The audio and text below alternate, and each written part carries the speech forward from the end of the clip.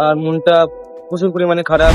তো কেন খারাপ, কি জন্য খারাপ, সবকিছু আমি বলছি এই ভিডিওর মাধ্যমে। ভিডিও শুরু করার আগে তোমাদের কাছে একটাই রিকোয়েস্ট, ভিডিওতে লাইক দিয়ে ছোট্ট চ্যানেলটিকে সাবস্ক্রাইব করে সম্পূর্ণ ভিডিওটা দেখতে থাকুন। তো কালকে প্রথম অনেক খারাপ, তো সেই জন্য আমি আর আমার বন্ধু ঘুরতে এসেছি। না ভাই না, মিথ্যা কথা বলো না। মন খারাপ কাল থেকে নয় ভাই, মন খারাপ তোমার অনেকদিন আগে থেকে। তো কি জন্য খারাপ সেটা আমি দর্শকদের সামনে আমি বলছি। মানে বন্ধুরা, তোমরা শুনলে অবাক হবে শফিক ভাইয়ের কেন মন খারাপ।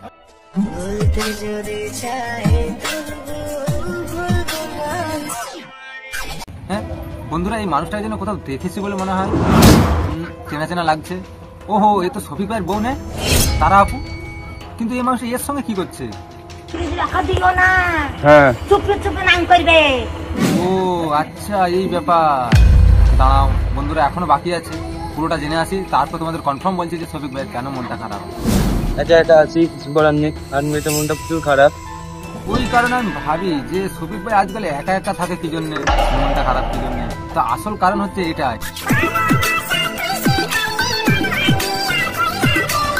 কারণ ভালোবাসার মানুষ, মানে নিজস্ব ভালোবাসার মানুষ যদি অন্য কারোর সাথে দেখে, যে কারোর মন খারাপ হবে। এটা শফিক ভাই নয়, যে কারোর, মানে তোমাদেরও হবে, তাই না? কিন্তু তারা আপু এমনটা কি জন্য করতে গেল?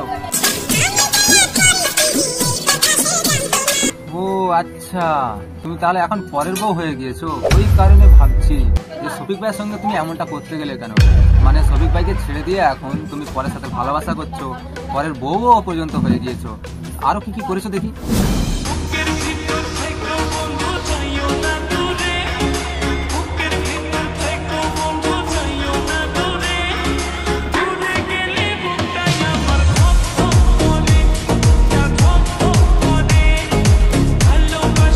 না, এটা তো আর সহ্য করা যাচ্ছে না, একদম সহ্যের বাইরে হয়ে যাচ্ছে।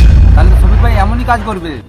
মনটা প্রচুর খারাপ, তোমাদেরকে বললাম তো। আজকে মনের যা কষ্ট আছে সব এখানে ছুঁয়ে চলে যাবো। শুনে সে যাই হোক, আর কাঁদলে কি আর ফিরে আসবে? কখনোই ফিরে আসবে না। যে চলে যায় একবার, সে দ্বিতীয়বার ফেরত আসে না, আর আসলেও সে আর থাকে না, তাই না বন্ধুরা? তো দেখি আমাদের শফিক ভাইয়ের অবস্থা এখনো আর কি কি হতে পারে। মায়ের আঁচলের নিচে